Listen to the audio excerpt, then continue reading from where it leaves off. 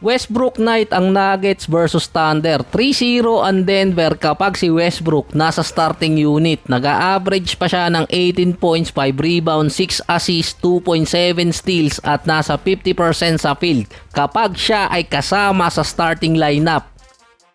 Parang ganito rin si Westbrook nung nasa Clippers dati. Nung nasa starting unit, okay yung stats pero naging 6-man biglang bumaba. Ang total stats kasi ni Westbrook prior dun sa game sa Thunder ay 10 points, 3 rebounds, 4 assists, 28% sa field at 20% sa 3-point area. Si Westbrook ang merong worst percentage sa buong NBA.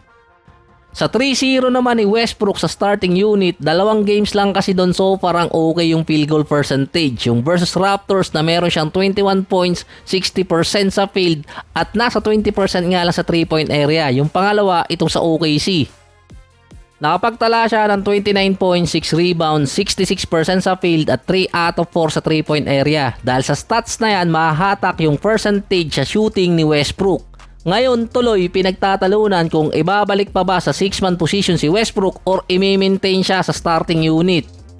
Wala pa kasi si Jamal Murray dahil sa concussion protocol. Since November 3, ang sinabi ni Coach Mike Malone, 5 to 7 days pang mawawala. Mula sa report na yon, malapit na rin bumalik si Jamal Murray sa Denver para sa starting unit na ngayon nasa spot si Westbrook.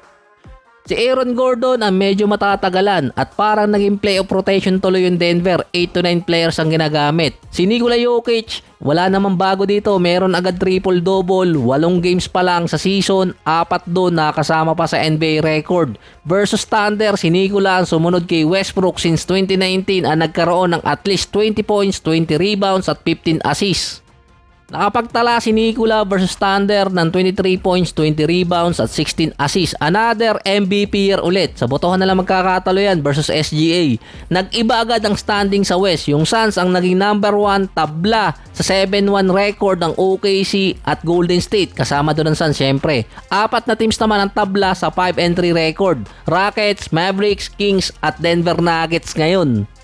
Slow start para sa Denver pero basta may Nikola, solved na. Ang Suns naman another comeback win versus naman sa Miami Heat ay sa araw nang gagaling yung init. Lamang na ang Miami 79 to 64 ng third pero tinapos ng Suns yung quarter sa 15 to 3 run.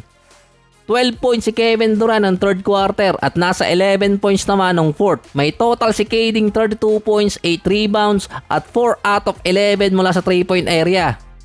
So hindi ko na double check yung last detail doon. Sa mga article, ito yung season na pinaka-clutch si Kevin Durant. Sa stats kasi, ang pinaka-clutch player pa rin si Tyrese Maxey, Tatum at si Steph. Si KD sa last 5 minutes ng every game, lamang or naghahabol, meron siyang average na 4.8 points per game.